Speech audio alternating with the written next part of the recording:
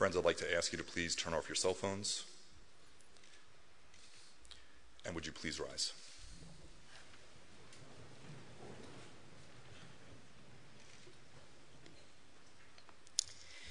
Please join me in singing America the Beautiful.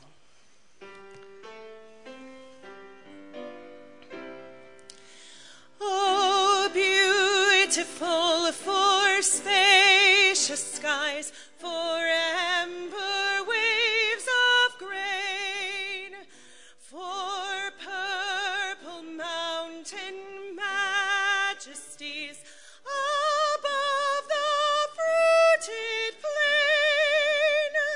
America,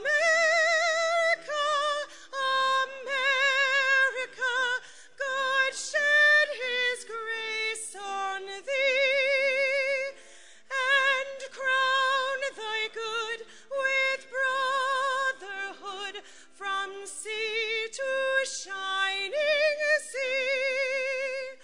Oh, beautiful for patriot dream that sees beyond the years, thine alabaster cities gleam, undimmed by human tears. America, America, God shed his grace on thee, and crown thy good with brotherhood from sea to shining sea.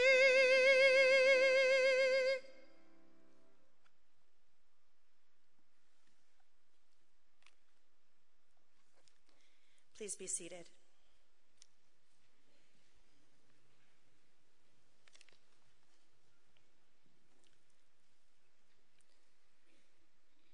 Psalm 16.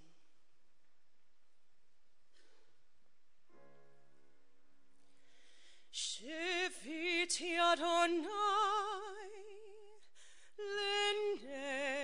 lenegdita mid, ki bibini balemot.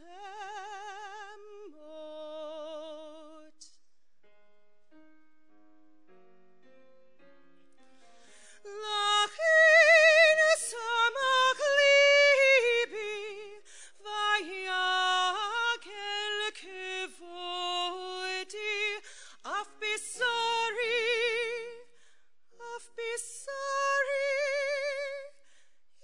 ishkon lavetach, af bisari, ishkon lavetach.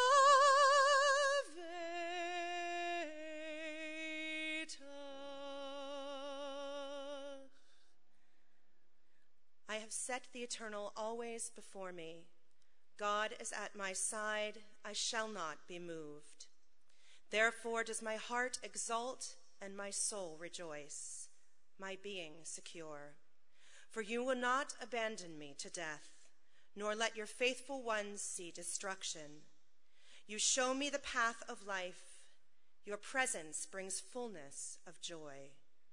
Eternal happiness is your gift.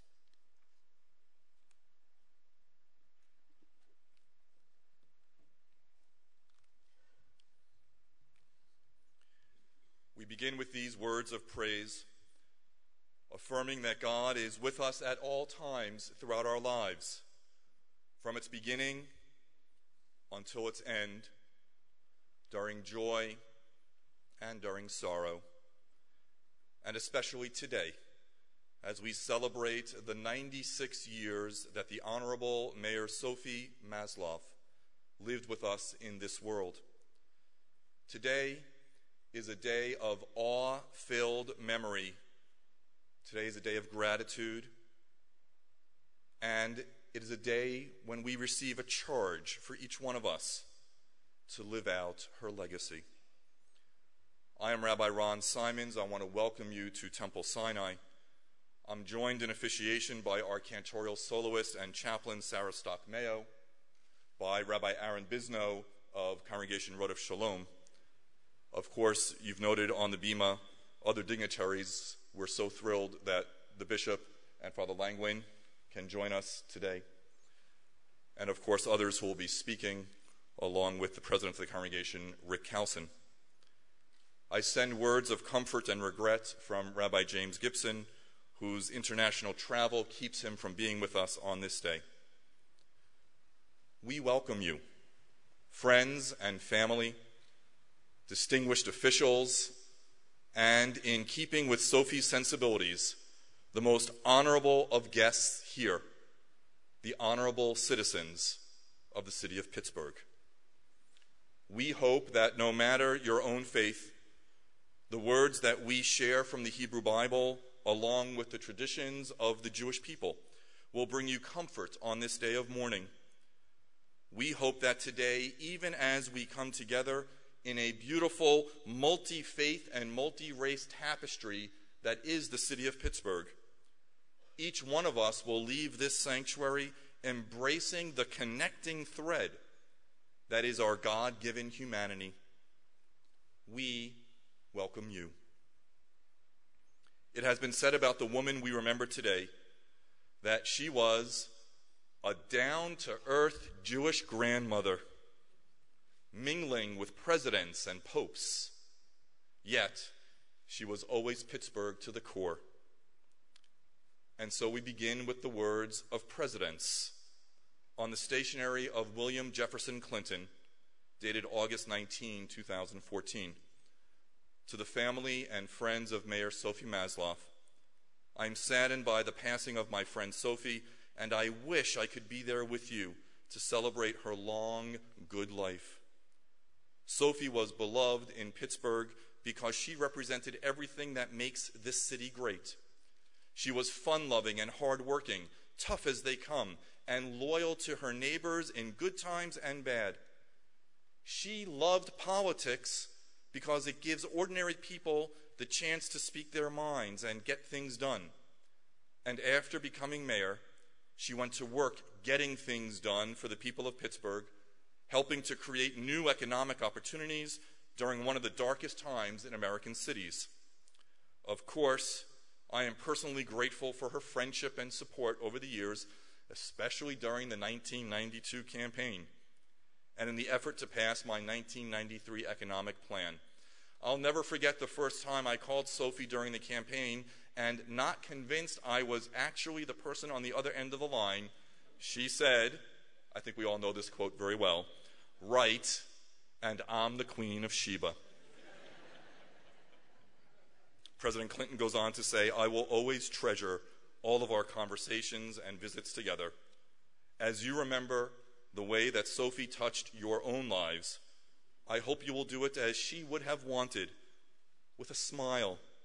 How blessed we were to be part of her remarkable journey. Sincerely, Bill Clinton." And on the stationery of the White House, dated August 18, 2014, to the family of Sophie Masloff, Pittsburgh, Pennsylvania.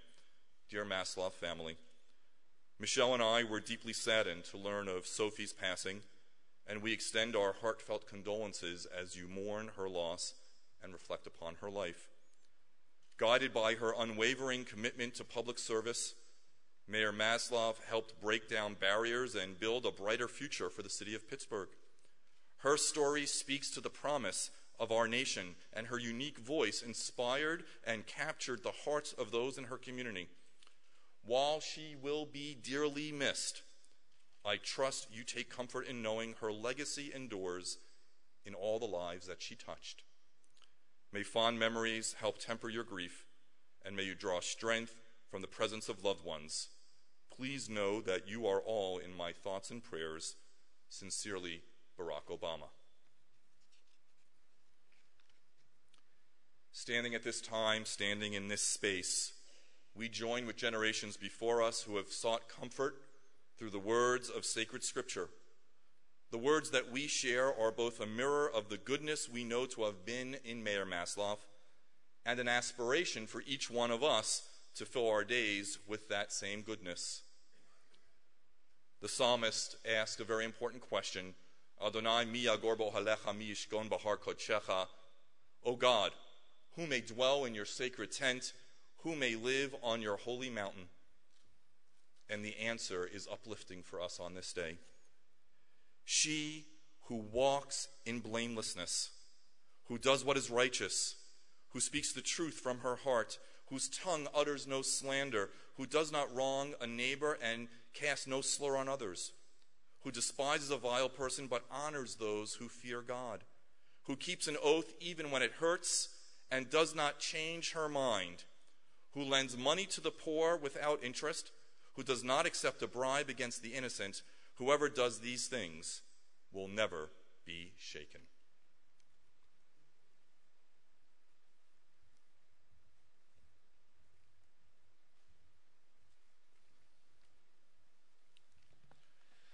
Psalm 24. The earth is the Lord's and everything within it, the world and all who live upon it. For he founded it on the seas and established it upon the waters. Who may ascend the mountain of the Lord? Who may stand in God's holy place? The one who has clean hands and a pure heart, who does not trust in an idol nor swear falsely by a false god.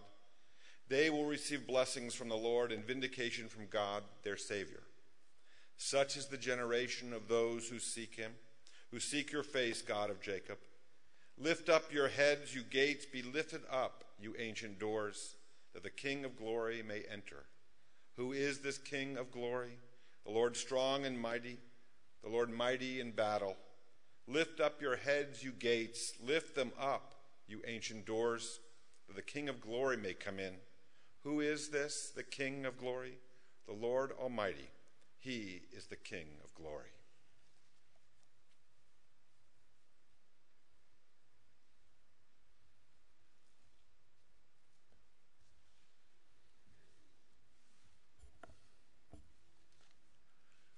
Sue, Nick, Jennifer, Michael. Many of us here today worked with Sophie in her public and political activities. We all knew directly from her absolute devotion to you and to her whole family. We were very grateful to you for sharing her with us. She always knew you were behind her 100%, and it meant the world to her. When I first met Sophie Masloff in 1973, she had been working in Democratic politics for more than 35 years.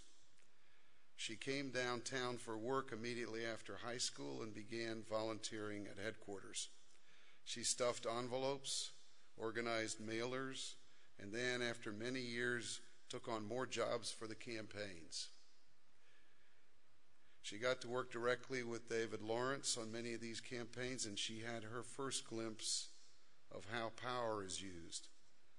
Sophie came downtown to work to support her family. She also became a part of what almost became a second family for her, the Democratic Party.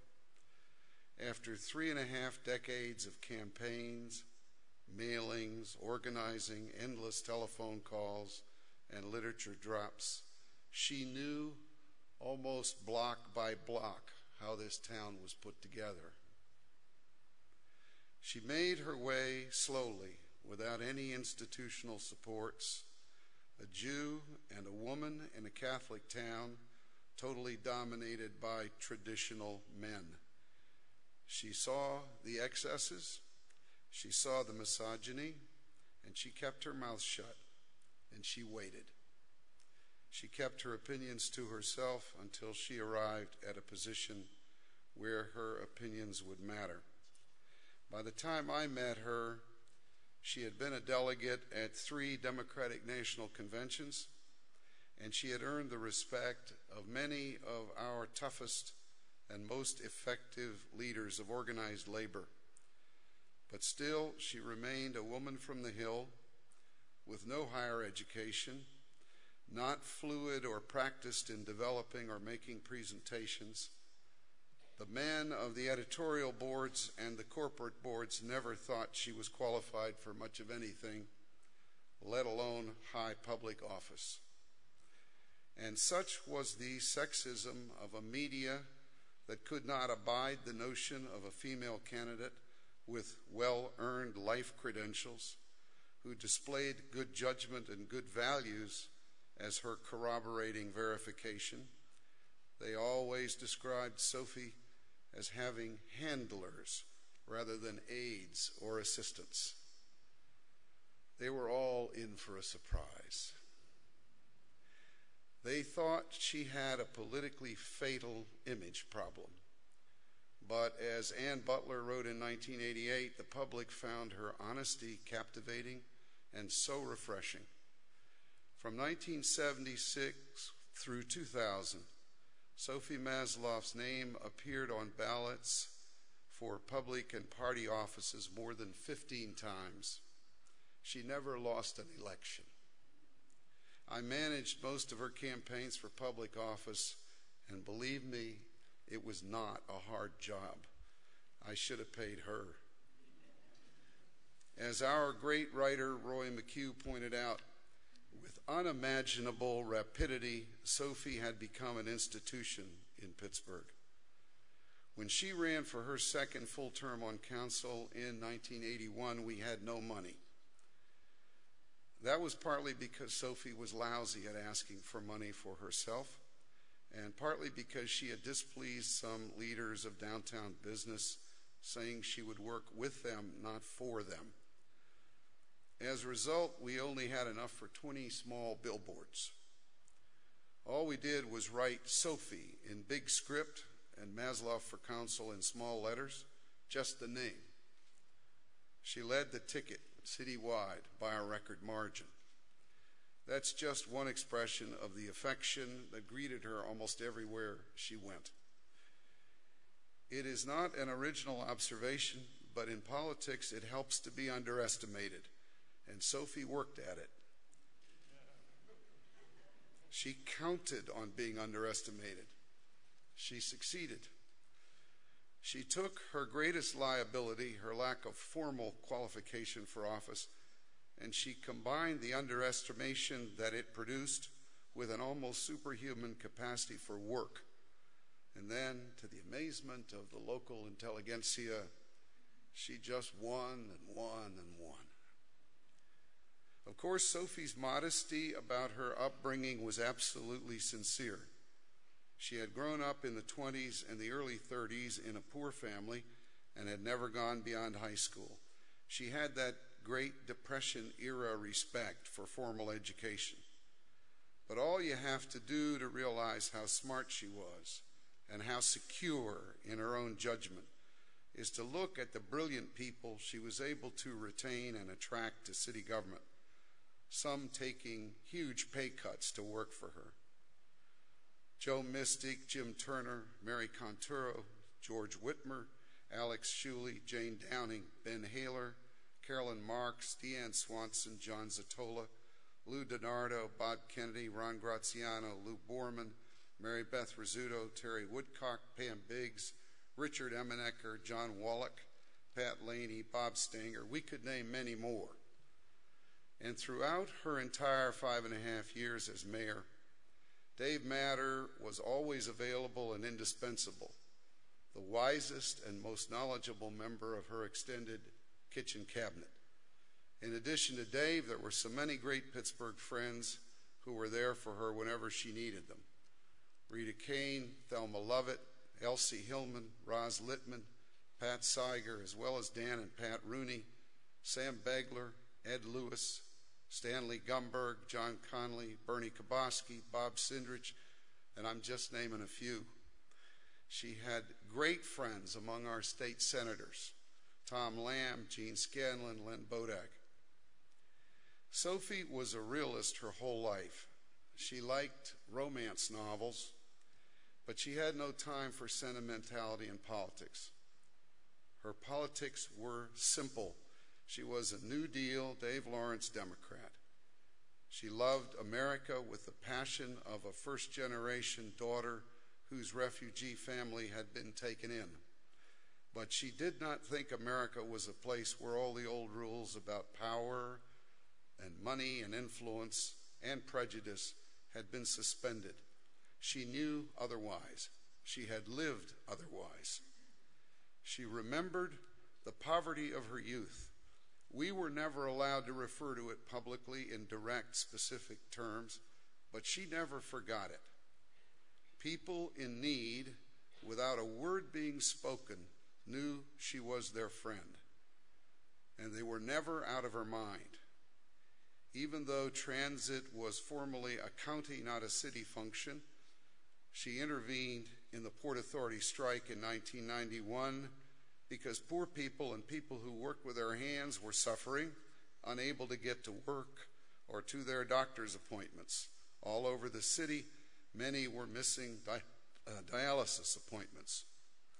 She refused to privatize the emergency medical services because she didn't want one service for the rich and another for everyone else.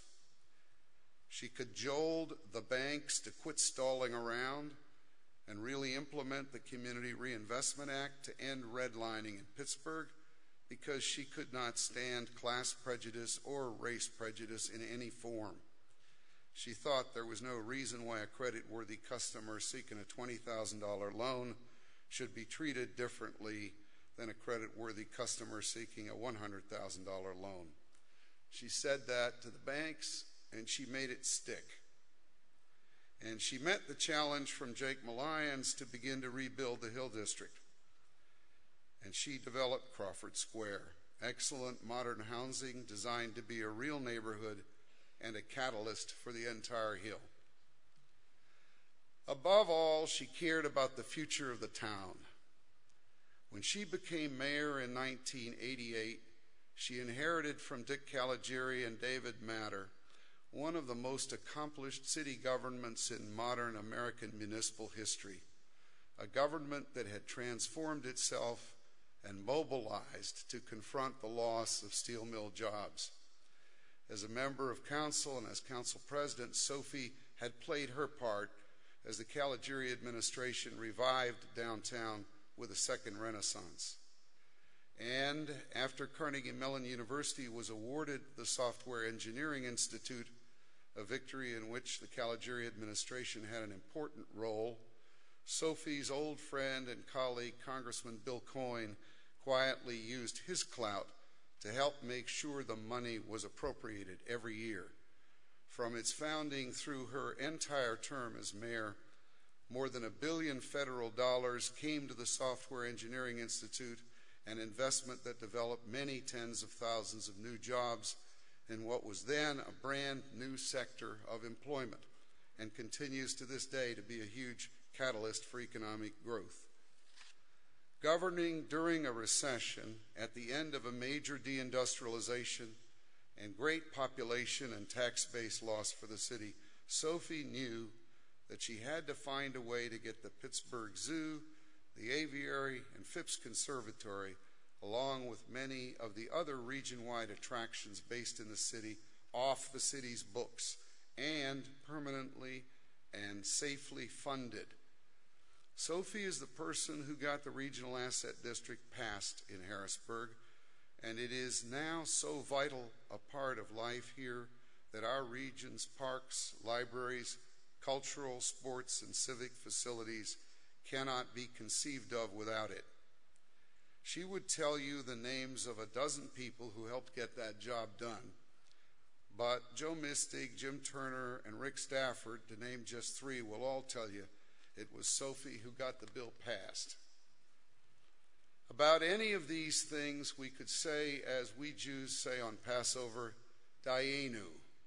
It would have been enough to have emerged from the poorest district in the city with few advantages and to make her way through all the bottom rungs of the ladder in the courts and in the party to become eventually president of the Pennsylvania Federation of Democratic Women and attend her first Democratic convention as a delegate in 1960, it would have been enough. to have been elected 4 times to Pittsburgh City Council, first in 1976, always running citywide and always leading the ticket, getting elected council president in January 1988, and becoming the first woman and the first Jew to be mayor of Pittsburgh. It would have been enough. And then to be elected to a full term as mayor in her own right in 1989, to have governed with frugality, passed the regional asset district, righted our fiscal ship, that would have been enough. To have served with integrity and to have helped lay the foundation for the renewal of the city she loved, to have been loved by the whole town even 20 years after she left office, it was enough. It is not an accident that Pittsburgh is thriving. Look around you. We were blessed for 2 generations with very good leadership and very good government. And right in the middle of that chain of leadership, there was Sophie Masloff for 5.5 years in her 70s with, as Dennis Roddy said, a voice put to full throttle that could peel paint off a passing car, and a constitution that wore out 2 shifts of bodyguards a day almost every day that she was mayor. There she was, proving to Pittsburgh that we still made them like we used to, and proving to the country that people had been a little too quick to write off Pittsburgh and the Rust Belt. Good on you, Sophie Masloff. Thanks for everything. Keep in touch.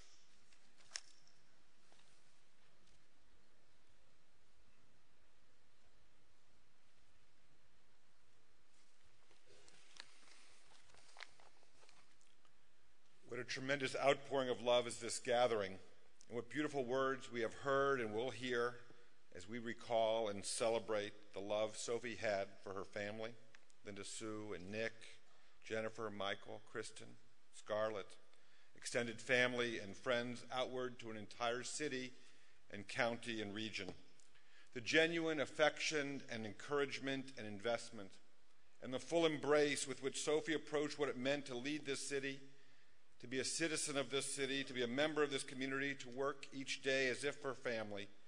This is worth our pausing to reflect upon and to honor, to celebrate and to commit to memory this day. So I invite you to imagine with me Sophie as I saw her last. It was at Road of Shalom for the Yizkor Memorial Service on Yom Kippur. The truth is, we saw her seldom at services, yet hers was not an unfamiliar face. Indeed, quite to the contrary. And always Sophie was a welcome and comforting presence to me, and I know to all who knew and appreciated her, to all whose respect she earned, and who knew her respect in return. Sophie Masloff's presence was a blessing to all who shared in her reflected goodness and generosity. So as she did, Sophie sat near the front and to the left of our sanctuary, just below the first stained glass window one sees upon entering this space. The window is an especially handsome rendering of a much-loved verse in the book of Ruth that I'd like to suggest captures so much about Sophie Masloff's love for this city, for her fellow citizens, for her neighbors and friends, and foremost, for her own beloved family, who shared your mother and grandmother with the rest of us. Not, I'm sure, an easy task all of the time. I share it with all of you this day that it may provide each of us with an image of how we might proceed from here. For says Ruth in that fabled passage to her mother-in-law Naomi, "Entreat me not to leave you. Whither you shall go, I shall go. Your God is my God, your people my people." What pride our community took in Sophie, our first Jewish mayor. But more than this, Sophie Friedman Masloff was a woman of the people. She was our leader amidst our wanderings. She held our hopes and those of our families as her own. And what she cherished, we cherished. And what she understood and strove to help each of us discover within this city and ourselves. "Entreat me not to leave you. Whither you shall go, I shall go. Your people are my people. Your God is my God." Though Sophie is beyond us now in the most significant of ways, She neither need nor shall ever leave us. Whither you and I in Pittsburgh shall go, so too shall she be with us. Today especially, the people are her people, and forevermore, our God is now truly her own. Sophie Masloff's life was a blessing to all, and so may it ever be so. Amen.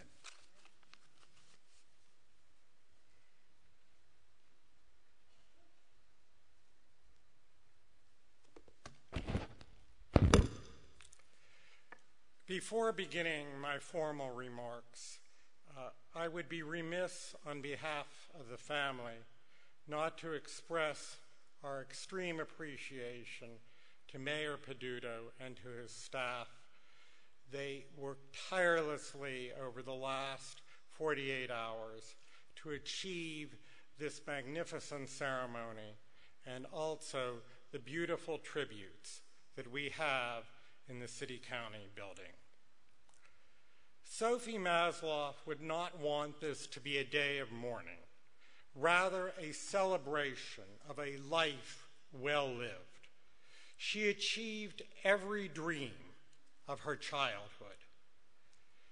As a little girl, she went to pay the real estate taxes at the courthouse for her mother, and she hoped someday she would grow up and work there. From that hope came one of the most distinguished records of service in our city. She was blessed by a loving family. She had reaped what she had sown. Her unconditional love came back in full force. Her husband, Jack, of 52 years, never intimidated by her success, but basked in her glory. He would say to me, "Isn't she something?" with a big smile. Her loving daughter, Sue, to whom she was so close, it seemed to me that they spoke hourly rather than just daily, as the bond was so deep. Her tireless son-in-law, Nick, there was never anything too much to do, and he was a constant aid to me in dealing with various matters on which I was helping Sophie in the last few years. Jennifer, as devoted a granddaughter as one could hope, weekly visits with food and sitting through many an endless political and civic dinner to which she took her grandmother, and that is true dedication. Her devotion to the end came as she held Sophie's hand in her dying moments. Her grandson, Michael, of whom she was so proud, with his academic and career achievements. She was thrilled when Michael and Kristen, in recent months, made her a great-grandmother with the birth of Scarlett. She did not have a large, extended family, but what she had was exceptionally close. Her niece Elaine hosted the family events of Thanksgiving, and she loved Elaine and her children as her own. She had also the most caring doctor I have ever seen in Larry Adler. He rushed to her side at every illness at whatever hour. He was an enormous help to me and the family in keeping us informed and making decisions on her care in her final years. Her long life is in large measure a tribute to his unending care. She had countless friends, for she epitomized what a friend should be. She was with you in good times and difficult times of loss. She never forgot the friends she made on the way up, wonderful friends like Eleanor Solomon, and many others she made early on were as important to her as President Clinton and Vice President Gore, to whom she was simply Sophie. No tribute to Sophie Masloff would be complete without noting her long sisterhood with the Register of Wills, Rita Wilson Kane, only ending with Rita's passing a few years ago. It was an unusual relationship. in that you had a devout Irish Catholic and a Jewish girl from the Hill. They bonded immediately when they met working together at the county. Part of this remarkable friendship was that Rita would step back to move Sophie's career forward. She used her formidable powers to get Sophie the open seat on city council when Amy Ballinger decided not to run, and no one said no to Rita Kane. Throughout her term as mayor, she was a source of sound advice and direction. Sophie's simplicity was her grace. Indeed, she gave me firm instructions on this service that it was not to be a long affair. Part of the typed instructions was for the speakers who she selected was a few words with few underlined. The private person in many ways was the same as the public. Yet in a friendship of 45 years, you see aspects that were not so evident in the warm public persona. She was a woman of indomitable courage. I first saw this in 1984 when we traveled together to the Soviet Union to aid the refuseniks, those who had lost their jobs seeking to leave. A few months before we left, the State Department gave us a warning not to go, because if we would be picked up by the authorities, we were being denied the right to have a member of the U.S. consulate with us when we were interrogated.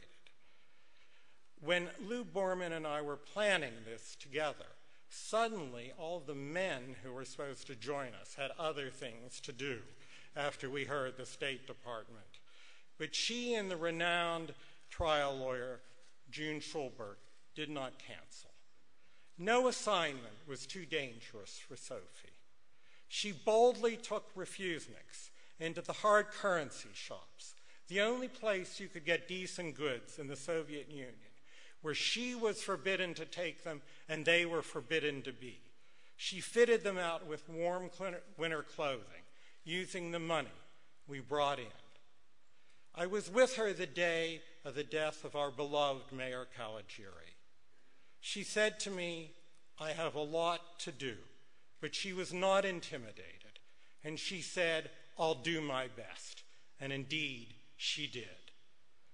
As we sat preparing for a public hearing on a controversial matter, she said, I am going to go in there and be booed, but it's the right thing to do, and I'm going to do it. She put her duty to her city before herself. An aspect of the often talked baseball stadium is that after the announcement and several days of criticism, she told me what I'm doing is right, but there is so much talk about it. Nothing else is getting done in the city. I'm going to take it off the table. She knew she would take heat for reversing her position, but she put the city first. She never let her personal feelings interfere with the important decisions she had to make. Like her heroine Eleanor Roosevelt, she could forgive if she did not forget. When an individual who had bitterly opposed her election and said the most horrible things about her rushed to a fundraiser after her election, she greeted him like a long-lost friend and discussed with him a pet project. In all the time that I worked with her on government decisions or decisions to support whom to support, she never made it on the basis of personal feelings, but on what she felt was best. She was totally without ego. She never viewed herself as an important person. She would say, I'm not so important, to which I would respond, if you're not so important, Sophie, why did I spend the last week fielding 10 calls from people who want your support? And then she would give me one of her responses and come and say to me, the Queen is dead, and as often she had the last word. She was unflappable. At the opening of the Arts and Crafts Center, an obviously person suffering from deep paranoia, unfortunately, approached us and she said, getting rid of the streetcars and the new buses was a communist plot to poison the air of the city. Without missing a beat, Sophie turned to her and said, I'll get right on it. It is said that class walks with kings and keeps its virtue, and talks with crowds and keeps the common touch. She defined class. She did, if not walk with kings, walk with presidents and vice presidents and senators, like Senator Casey, who graces us today. But she kept the common touch with her people, whom she loved. At a groundbreaking for one of our major buildings, a mentally challenged young man walked up to her. She stepped aside from all the officials and greeted him and explained to him how happy she was to meet him. She spoke to him with love and affection. One of the captains of industry there, observing this, turned to me and said, "You know, she's really remarkable, indeed." She was not perfect. She was stubborn. In advance of my weekly delivery of the challah she asked me to get for her fresh from the bakery, I'd ask what else I can pick up at the Giant Eagle, and she'd say, "I don't need a thing." But this was, in the end, to maintain her independence and to not bother others, which she did virtually to the end. As we say farewell to Sophie Masloff, it is easy to say we shall not see her like again. I would contend that is not true. Her example of dedication, integrity, and selfless service to her city, she deeply loved, will be an inspiration to leaders for generations to come. For as it was said of another great woman, it is Sophie Masloff's crowning reward, as it is the fundamental lesson to be drawn from her life, that by her undeviating service to her own highest ideals, she became for hundreds of thousands an ideal unto herself. Thank you.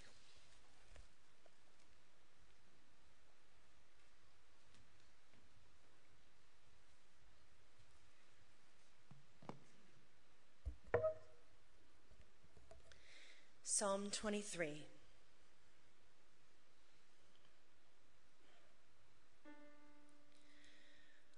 Adonai ro'i lo echsar bin adesh yarbit seini al mei ben yuchat al mei ben yuchat yenach aleini nafshi shovev shovev yancheni b'maglei tzedek yancheni b'maglei tzedek leman shemo Kam gilech begit al mavet lo irara ki ata imadi shivtecha umisha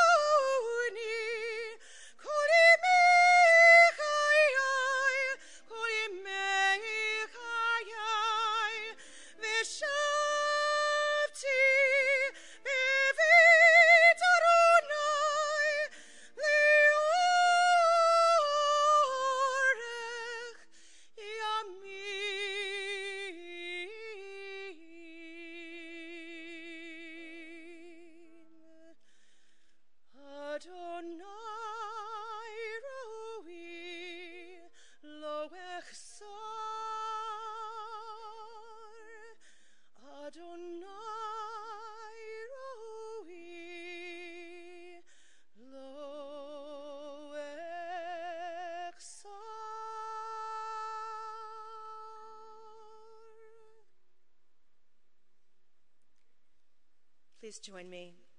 The Lord is my shepherd, I shall not want. He maketh me to lie down in green pastures. He leadeth me beside the still waters. He restoreth my soul. He guideth me in straight paths for his name's sake. Yea, though I walk through the valley of the shadow of death, I will fear no evil, for thou art with me. Thy rod and thy staff, they comfort me. Thou preparest a table before me in the presence of mine enemies. Thou hast anointed my head with oil, my cup runneth over. Surely goodness and mercy shall follow me all the days of my life, and I shall dwell in the house of the Lord forever.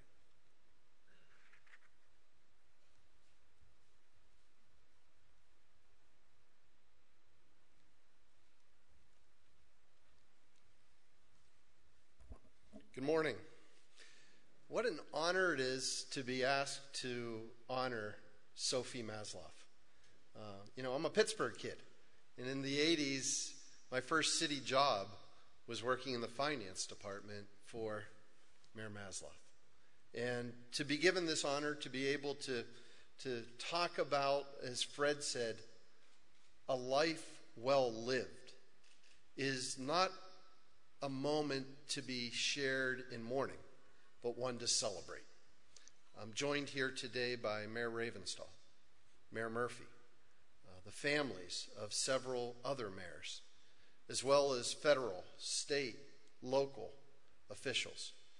The directors of the city departments, our chiefs, are here today because we're celebrating somebody who is the essence and most certainly part of the fabric of Pittsburgh. You know why Sophie loved being mayor? Because she loved Pittsburgh. And it was the highest attainment to be able to be the representative of the city that she loved. We are not mourning a passing. Today, we are celebrating the opportunity we had to share a path with her. I'm not sure if Sophie was a fan of Ralph Waldo Emerson, but when I started thinking about what it was I was going to say, I kept coming back to his quotes. Because whether or not she was, he wrote about her. One famous quote, I'm sure you remember: to laugh often and much, to win the respect of intelligent people and the affection of children, to earn the appreciation of honest critics, and to endure the betrayal of false friends, to appreciate beauty, to find the best in others, to leave the world a bit better, whether by a healthy child, a garden patch, or a redeemed social condition, to know that even one life has breathed easier because you have lived. This is to have succeeded. And that's what Sophie was about. She was about giving. She was about understanding that her place was not a position of power where it was about her, but where it was a position of power of how she could empower others. Maybe it's the way that she grew up. Maybe it was that she had nothing and had to struggle to be able to do it. Maybe it was part of that Depression era. I'm not sure. But I know that there are those leaders that look to others as their mission to be able to improve. And that's what Sophie was. It was about the small things and making sure that the people that came to her with their problems were treated equally across the board. To be yourself in a world that is constantly trying to make you something else is the greatest accomplishment. Sophie was not afraid to be Sophie. In fact, she embraced it. And to the family, Sue, thank you for sharing her with all of us. Pittsburgh lost its grandmother.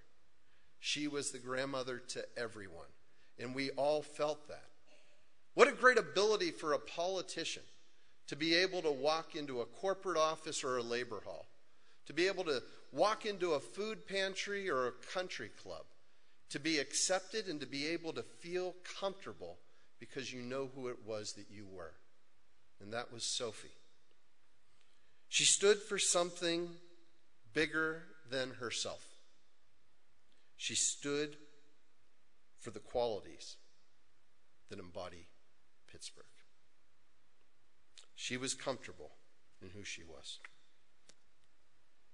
Do not go where the path may lead. Go instead where there is no path and leave a trail. Think about Pittsburgh in the 1920s. Think about what it was like growing up when your father had passed away and you had a family. Think about what it must have been like to be a woman, to be Jewish, and to think of aspirations of greatness. Who was it that you followed? There wasn't anyone. Sophie blazed her own trail. She saw a vision of what she wanted to do, and she pursued it. She created the opportunities through hard work and through integrity. The qualities that we all talk about when we talk about what we want to be as Pittsburghers. And she was able to do it for others. You know, I had the opportunity the other day to be at the celebration of India, an Indian population moving into this city. And unlike our grandparents, unlike those that came to work in the mills and the mines to use their arms and their back, this new generation is coming in to use their minds. And I looked at all those young women who were dressed in the outfits in order to celebrate their culture. And it was on Sunday. And I said to them the story of Sophie Masloff. That if you can dream it, you can do it. And there is somebody whose footsteps you can walk in. And if you want to be the mayor of this city of Pittsburgh, there is a path for you now in order to be able to take it. Because of a courageous woman who set her sights on it and was never deterred by anyone that she couldn't do it. To the young women, to the leaders of tomorrow, follow your heart, follow your dreams. And to Sophie, thank you for blazing that trail. The purpose of life is not to be happy. It's to be useful, to be honorable, to be compassionate. To have it make some difference that you have lived and lived well. You know, the last time I got to see Sophie was in October, and we were supposed to have a couple meetings. We used to meet up at the Starbucks at Forbes and Murray and sit and have some coffee, and she'd tell me stories and then give me advice. I was blessed to have had that opportunity in life. I didn't get the opportunity, though, as the mayor. But 2 weeks ago, while my brother was in the hospital, the nurse came to tell me that Mayor Masloff was in the hospital as well. And she told Sophie that I was there, and Sophie gave me this advice. She said, "You're doing a good job, but you haven't proven yourself yet." Sophie Masloff, Mayor Sophie Masloff, proved herself throughout her life. And for that, Pittsburgh says, thank you.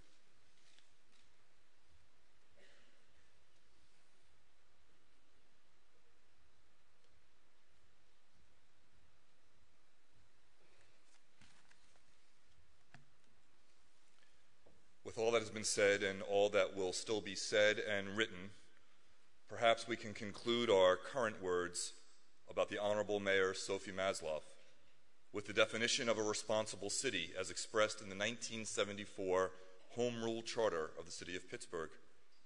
Quote, "A responsible city is one which seeks to ensure that all of its citizens' needs are met.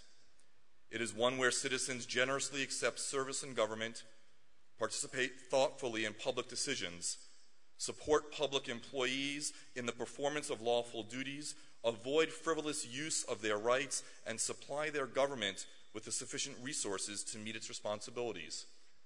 The achievement of the purpose of this Home Rule Charter depends upon the constant interest and concern of citizens." Those words were written in 74, just 2 years before Sophie took her seat on council. She lived those words just as she had lived them throughout her life as a city employee, and then throughout the next 2 decades of elected office, and then she lived them until her last days. In her own words, I did the job I was supposed to do. I did the job I was elected to do. I don't deserve a medal for it. I did what I was supposed to do. May each one of us do what we are supposed to do, knowing that every one of us is selected to do it without expectation of a medal, knowing that this was Sophie's way. As together we say, Amen. Sophie's family requests that acts of tzedakah, charity, in her memory be sent to the Martin Luther King Jr. Reading Center of the Carnegie Library of Pittsburgh. And so, just as we now embrace the memories that last with us from the 96 years that the Honorable Sophie Masloff lived in this world, so do we now ask God to embrace Sophie's spirit in the bonds of eternal life. Would you please rise?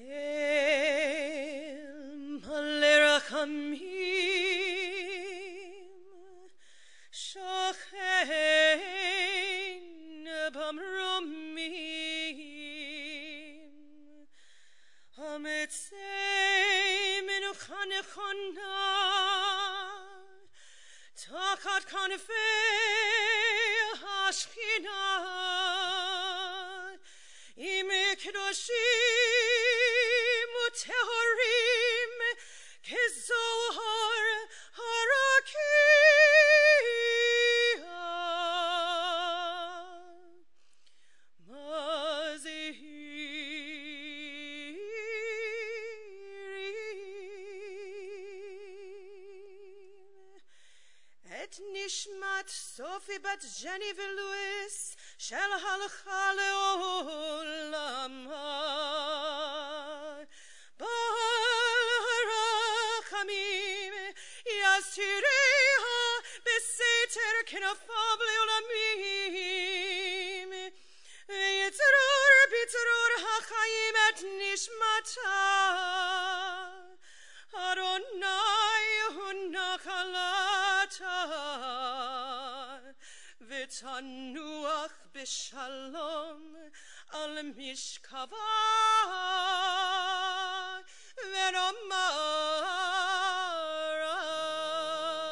amen.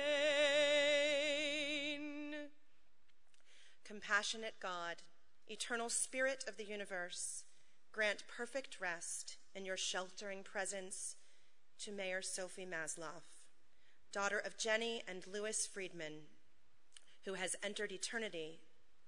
O God of mercy, let her find refuge in your eternal presence in the shadow of your wings, and let her soul be bound up in the bond of everlasting life. Adonai is her inheritance. May the Honorable Sophie Masloff rest in peace. And let us say, Amen.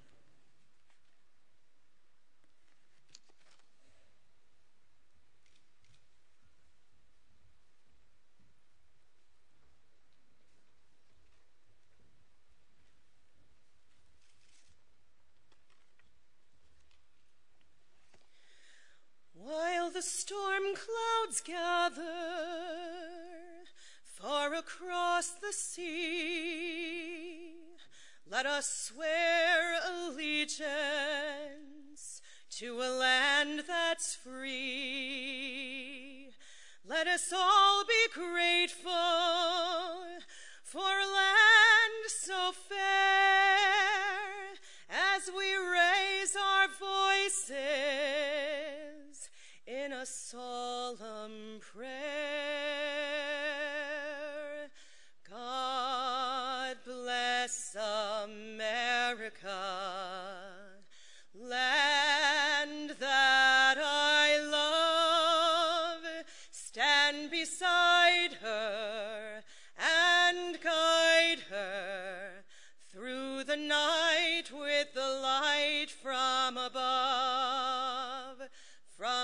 mountains, to the prairies, to the oceans, white with foam.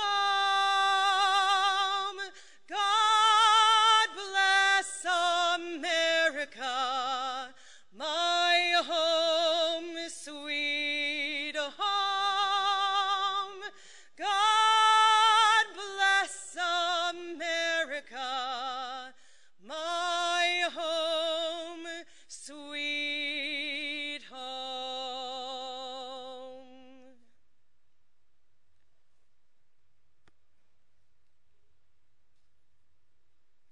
That concludes today's service. Thank you all very much for coming.